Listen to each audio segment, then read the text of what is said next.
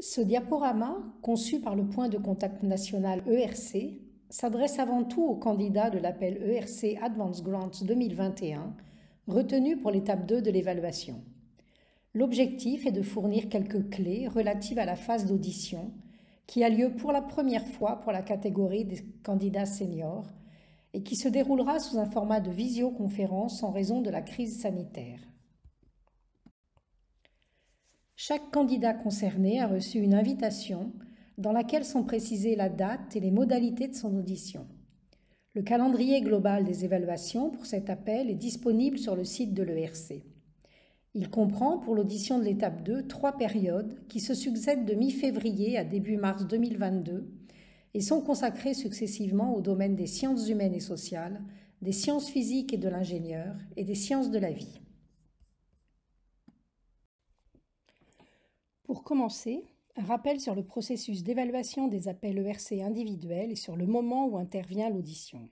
Pour un candidat qui a atteint ce stade, bravo, c'est qu'il a déjà passé avec succès la phase préalable de vérification d'éligibilité, qui n'est qu'administrative, mais surtout la première étape d'évaluation. La partie B1 de son dossier, c'est-à-dire à la fois le résumé en 5 pages de son projet, mais aussi les éléments du CV et du track record, ont donc été évalués positivement par les membres du panel chargés d'assurer la première phase de sélection. Au cours de la deuxième étape, c'est à nouveau devant le panel que se fera l'audition, et le panel disposera à ce stade de la totalité du projet scientifique, c'est-à-dire des parties B1 et B2, mais aussi des rapports d'évaluation établis par des experts extérieurs et par quelques membres du panel, lecteurs du projet. Comme à l'étape 1, le panel joue donc un rôle central dans la sélection et il est donc important de rappeler ici ce que recouvre cette notion. Lors de la soumission d'un projet ERC, le terme de panel fait le plus souvent référence aux 27 secteurs thématiques définis par l'ERC parmi l'ensemble des domaines scientifiques. En cours d'évaluation, il s'agit plutôt des 27 comités associés à ces domaines et chargés de la sélection des projets. Chacun de ces comités est constitué d'environ 16 à 18 membres, dont un président de panel, et tous sont des scientifiques. Chaque panel est reconduit tous les 2 ans, à hauteur des 2/3 environ, et la liste des membres est publiée une fois l'appel terminé. Pour un candidat invité à l'audition, il est donc possible et souvent très utile d'analyser en amont la composition du jury qui se trouvera face à lui. Un autre point important à avoir en tête est que chaque appel couvre une large variété thématique et donc un vaste domaine disciplinaire. Les compétences au sein d'un panel ne sont donc pas exhaustives et il se peut qu'aucun membre ne soit spécialiste de votre domaine spécifique. Lors de l'interview, le candidat a donc face à lui des scientifiques travaillant sur des problématiques plus ou moins proches de la sienne, et c'est pourtant l'ensemble du panel qu'il faudra convaincre avec des arguments compréhensibles par une large communauté scientifique, en restant toujours pédagogique. Quelques membres du panel, souvent 3 à 4, appelés lecteurs, auront lu le projet en détail et rédigé un rapport. Le panel disposera en outre des évaluations faites par des experts évaluateurs extérieurs, en général de 6 à 8, ici en gris. Ces experts sont des spécialistes couvrant les différents domaines scientifiques abordés dans le projet, et ils disposent pour faire leur évaluation des parties B1 et B2. Leurs rapports sont transmis au panel avant l'interview. Ces experts ne sont pas présents lors de l'audition et n'interviennent pas dans la sélection. Avant l'oral et pour chaque projet, un rapporteur est désigné parmi les membres du panel pour analyser les rapports. C'est souvent lui, ou le président de panel, qui intervient le premier lors des questions pour soulever les principaux points ou interrogations relevés par les experts. Un point important est que ces rapports sont établis de manière bien précise, connue à l'avance. Il s'agit en effet pour les évaluateurs de répondre à 3 grands types de questions qui figurent dans le programme de travail. Avant l'audition, il est donc vivement conseillé aux candidats de réexaminer attentivement les critères attendus et de relire le projet en détail en se mettant à la place des experts pour identifier les éventuelles faiblesses présentes notamment dans la partie B2, susceptibles d'être relevées dans les rapports et qui mériteraient donc une attention particulière dans la préparation aux réponses. Pour rappel, les premières catégories de critères ont trait à l'ambition du projet et à sa capacité à aller au-delà de l'état de l'art, à ses potentialités en termes d'avancées scientifiques tout en maîtrisant le risque, et à la pertinence de la stratégie et des méthodologies envisagées. Les critères liés au candidat lui-même portent sur ses atouts scientifiques, sur l'adéquation de son expertise avec le projet et surtout sur sa capacité à développer et à gérer le projet de manière indépendante. Dans cette compétition, le panel recherche les futurs leaders scientifiques européens. Il faut donc montrer que vous pouvez être l'un d'entre eux. Avant de détailler le contenu de l'audition, un bref résumé des éléments clés précédents qu'il est important d'avoir bien intégrés lors de l'intervention. Premièrement, le candidat a donc face à lui l'ensemble du panel, soit une grosse quinzaine de personnes, mais seuls quelques membres ont lu le projet en détail, d'où un besoin de grande clarté et de pédagogie. Il ne faut pas non plus se laisser déstabiliser par d'éventuelles questions très générales qui seraient posées par des membres de panel n'ayant pas lu le projet et intervenant sur la seule base de la présentation. Deuxièmement, le panel aura reçu en amont les rapports des experts extérieurs et les premières questions, souvent très précises d'un point de vue scientifique ou technique, seront probablement issues de ces rapports. Dans la réponse, il faut montrer une bonne maîtrise du problème, mais sans rentrer dans des détails qui pourraient s'avérer contre-productifs face à un jury non nécessairement spécialiste du domaine. Ne pas oublier que c'est le panel qu'il faut convaincre, puisque c'est lui qui décide du classement final. Troisièmement, et très important, c'est la première fois que la partie B2 est évaluée.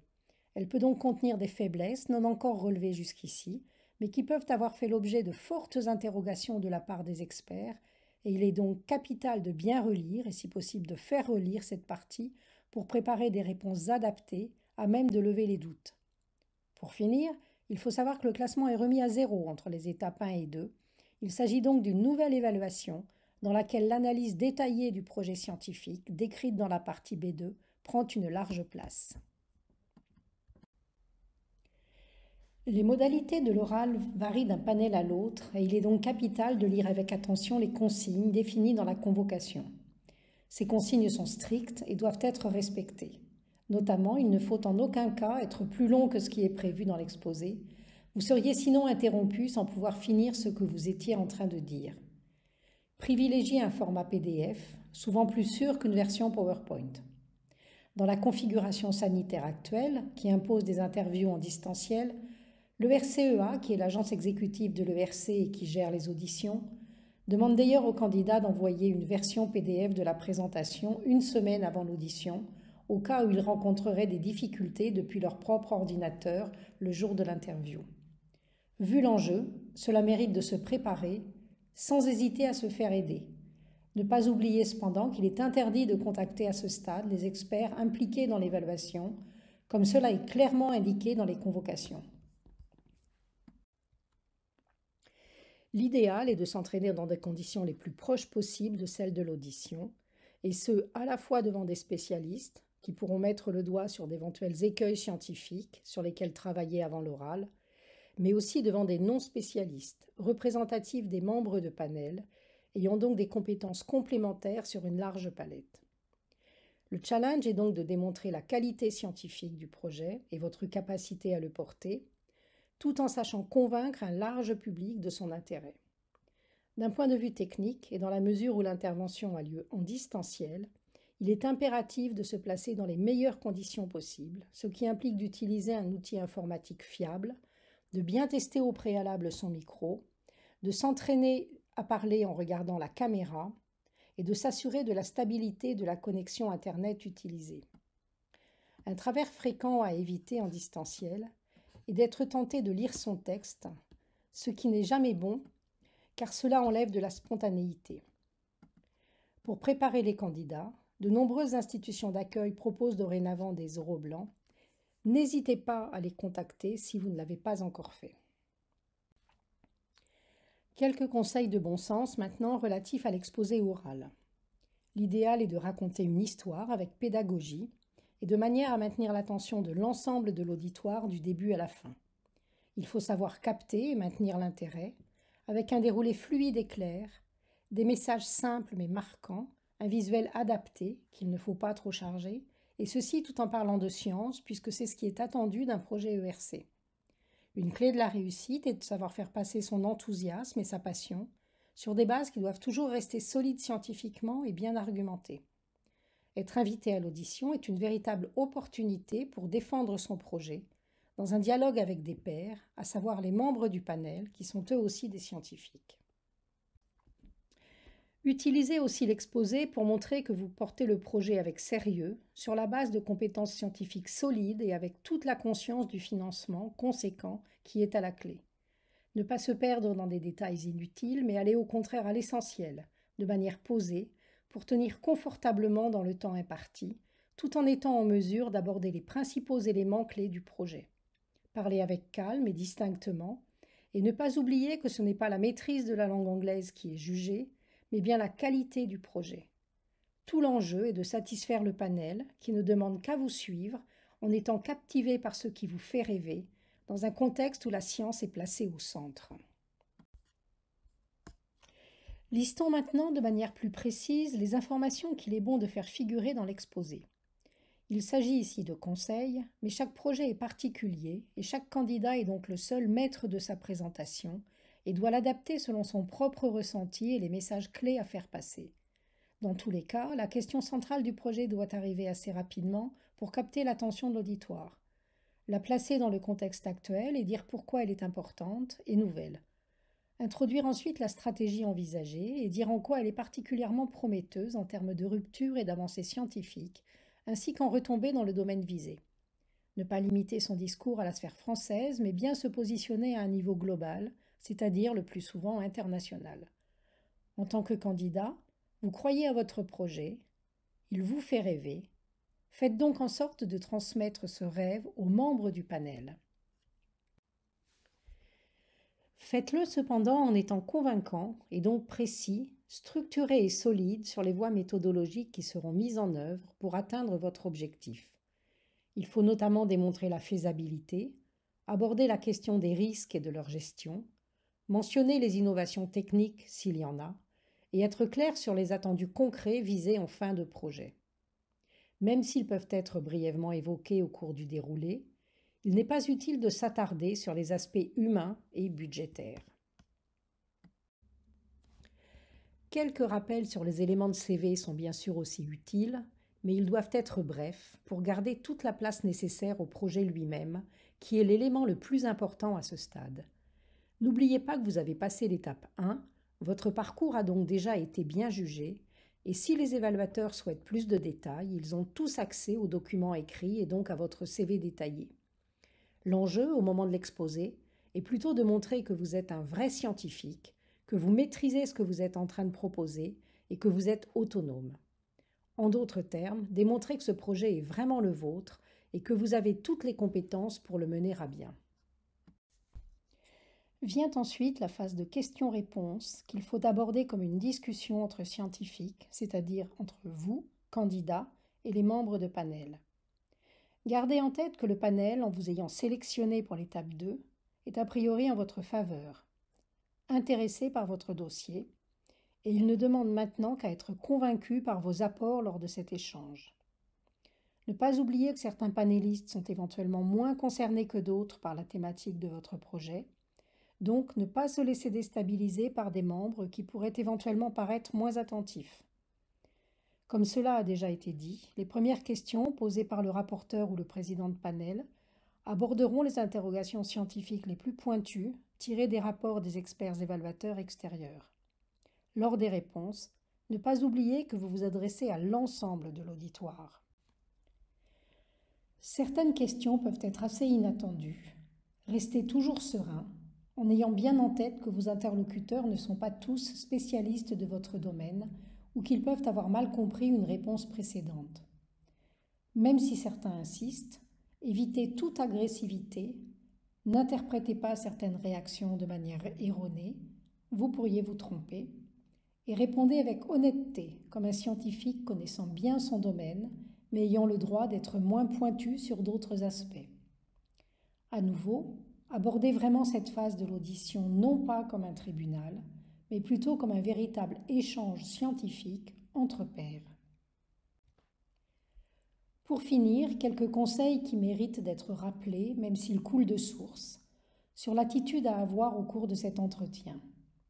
Gardez un ton posé en restant toujours dans le dialogue, ne pas parler à toute vitesse et prendre le temps de respirer, Ceci laissera aussi du temps à votre auditoire pour vous comprendre. Regardez cet auditoire, ce qui en distanciel équivaut à regarder la caméra, en sachant que vos interlocuteurs seront eux aussi derrière un écran. Répondre par ailleurs sans précipitation et toujours à la question, en prenant si nécessaire les quelques secondes qu'il vous faut pour affiner la réponse.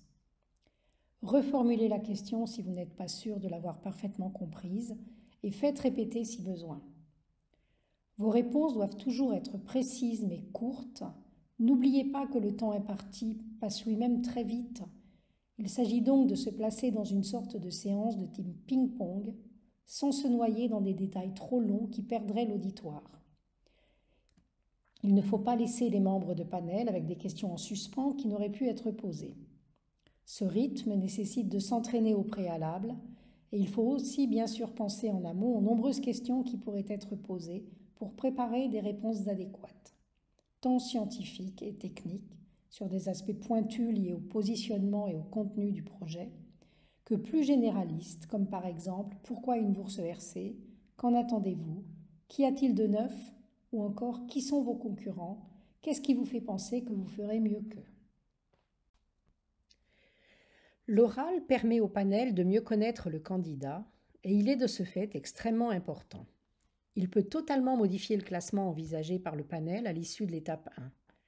La façon dont se passe l'oral ne présage en rien du résultat final et tous les cas de figure peuvent exister, comme le montrent les témoignages passés, avec aussi bien des candidats sortis effondrés mais qui sont lauréats, ou à l'inverse des candidats très optimistes mais non couronnés de succès.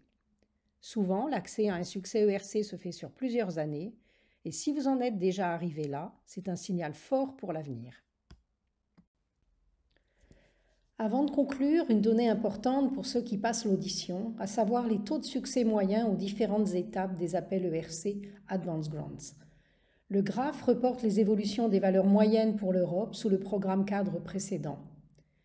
En ayant atteint l'oral, vous faites partie du tiers des candidats retenus à l'étape 1, ici en gris. Dans cette nouvelle phase de l'évaluation, qu'est l'étape 2, vous avez maintenant environ 40% de chances d'être lauréat, comme le montre la courbe rouge. Ce sont ces taux successifs qui aboutissent au taux de succès moyen global, ici en vert, autour de 10% ces dernières années pour ce type d'appel. Pour conclure, si vous vous posez encore des questions ou avez besoin d'informations additionnelles, n'hésitez pas à consulter notre site internet ou à nous contacter. Nous sommes là pour vous aider.